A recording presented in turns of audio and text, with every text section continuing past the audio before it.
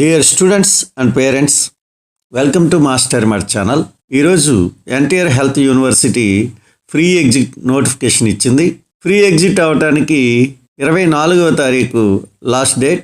24వ తారీఖు 3 గంటల లోపే ఫ్రీ ఎగ్జిట్ అవ్వాలి. ఎవరైతే స్టూడెంట్స్ ఫస్ట్ రౌండ్ కౌన్సిలింగ్లో సీట్ అలాట్ అయ్యి కాలేజీలో రిపోర్ట్ చేశారో, రిపోర్ట్ చేస్తున్నటువంటి స్టూడెంట్స్ ఆల్ ఇండియా కోటాలో కానీ సెకండ్ రౌండ్లో మంచి కాలేజీలో సీటు వచ్చినట్లయితే దానికి వెళ్ళాలని కొందరు అనుకుంటారు. కొంతమంది మేనేజ్మెంట్ కోటాలో ఎక్కడైనా సరే సీటు తీసుకుని చదువుకోవాలనుకుంటారు. అలాంటి వాళ్ళు ఫ్రీ ఎగ్జిట్ అవ్వచ్చు. అలా ఫ్రీ ఎగ్జిట్ అవ్వటానికి ఈ నెల 24వ తారీఖున 3 గంటల లోపు టైం ఇవ్వటం జరిగింది. ప్రతి స్టూడెంట్ రిపోర్ట్ చేసినటువంటి వారి అలాట్మెంట్ జరిగిన కాలేజీకి వెళ్ళి ప్రిన్సిపల్కి ఈ క్రింద ఇచ్చినటువంటి ఆ ప్రొఫార్మాలో అప్లికేషన్ని సబ్మిట్ చేయాలి. అప్లికేషన్ సబ్మిట్ చేసిన తర్వాత ఆ కాలేజీ నుంచి వాళ్ళ యొక్క సర్టిఫికెట్స్, వాళ్ళు చెల్లించినటువంటి ఫీజు మొత్తం తిరిగి ఇవ్వబడుతుంది. దాన్ని తీసుకొని వాళ్ళు ఆల్ ఇండియా కోటా సెకండ్ రౌండ్లో వచ్చినటువంటి కాలేజీలో చేరవచ్చు. లేదు మేనేజ్మెంట్ కోటాలో కొంతమంది చదవాలని చూస్తారు, వాళ్ళకి దగ్గరలో ఉన్న యూనివర్సిటీల్లో లేక వాళ్ళకు అనుకూలమైనటువంటి కాలేజీల్లో వారు చదువుకోవడానికి ప్రయత్నిస్తారు. అలాంటి వాళ్ళు కూడా ఫ్రీ ఎగ్జిట్ తీసుకుని వెళ్ళవచ్చు. ఫ్రీ ఎగ్జిట్ తీసుకున్న విద్యార్థులకు సర్టిఫికెట్స్ అన్నీ వెనక్కి ఇచ్చేయమని నోటిఫికేషన్లో క్లియర్గా రాస్తున్నారు. ట్యూషన్ ఫీజు కానీ అదర్ ఫీజెస్ ఏవి వాళ్ళు వసూలు చేసినా వాటన్నిటినీ ఇమీడియట్లీ స్టూడెంట్స్కి చెల్లించమని చెప్పారు. ఆ సీట్ని ఫ్రీజ్ చేయమని కూడా చెప్పారు. 4 గంటల తర్వాత 24వ తారీఖు 4 గంటల తర్వాత ఎటువంటి ఎగ్జిట్ అప్లికేషన్ని అనుమతించకూడదని తెలియచేయటం జరిగింది.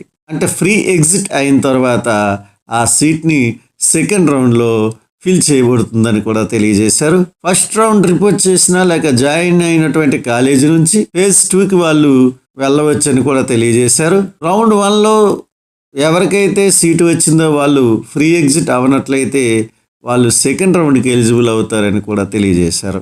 సెకండ్ రౌండ్లో అప్గ్రేడేషన్ కోసం అప్లై చేసుకోవచ్చు అని కూడా తెలియజేయడం జరిగింది. మీరు ఫ్రీ ఎగ్జిట్ తీసుకున్నట్లయితే మొత్తం కౌన్సిలింగ్ నుంచి ఎగ్జిట్ అయిపోతారు. కన్వీనర్ కోటా కౌన్సిలింగ్కి మీరు ఇంకా అర్హులు కారు. సెకండ్ రౌండ్లో కానీ మరి ఏ రౌండ్లో పార్టిసిపేట్ చేయడానికి ఈ కౌన్సిలింగ్ నుంచి మరి వీలు లేదు. మీరు మరి కన్వీనర్ కోటాకి ఎలిజిబుల్ కారు. మిగిలిన రౌండ్స్లో మీకు అవకాశం ఉండదు. కానీ మీరు మేనేజ్మెంట్ కోటా సీట్లకు మాత్రం ఎలిజిబుల్ అవుతారు. కావాలంటే మీరు మేనేజ్మెంట్ కోటా సీట్ల కౌన్సిలింగ్లో పార్టిసిపేట్ చేయవచ్చు. ఎవరైనా సరే కోర్సు నుంచి డిస్కంటిన్యూ చేయాలనుకుంటే అది ఇప్పుడు ఫ్రీ ఎగ్జిట్ టైంలోనే ఎగ్జిట్ కావాలి. అలా ఎగ్జిట్ కానట్లయితే థర్డ్ రౌండ్ కౌన్సిలింగ్ పూర్తయిన వరకు వాళ్ళకి ఎటువంటి కోర్సు నుంచి డిస్కంటిన్యూ అయ్యే అవకాశాన్ని ఇవ్వరు. థర్డ్ రౌండ్ కౌన్సిలింగ్ అయిపోయిన తర్వాత డిస్కంటిన్యూ అవకాశాన్ని ఇస్తారు. అయితే దానికి పెనాల్టీ ఉంటుంది. దానికి ఆంధ్రప్రదేశ్లో అయితే 3 లక్షల రూపాయలు పెనాల్టీ కట్టాలి. 1 ఇయర్ నీట్ ఎగ్జామినేషన్ నుంచి డిబార్ చేయబడతారు. కాబట్టి ఎవరైనా కోర్సు నుంచి డిస్కంటిన్యూ చేయాలనుకున్న వాళ్ళు ఇప్పుడే ఎగ్జిట్ అయిపోయి చక్కగా మీ ఫీజులు తీసుకొని మీరు కోర్సు నుంచి డిస్కంటిన్యూ అవ్వచ్చు. నా ఈ వీడియో నచ్చినట్లయితే లైక్ చేయండి, సబ్స్క్రైబ్ చేయండి.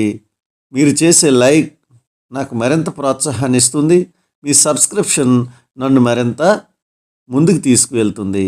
కాబట్టి మీరంతా నా ఛానల్ని లైక్ చేయండి, సబ్స్క్రైబ్ చేయండి. Thank you.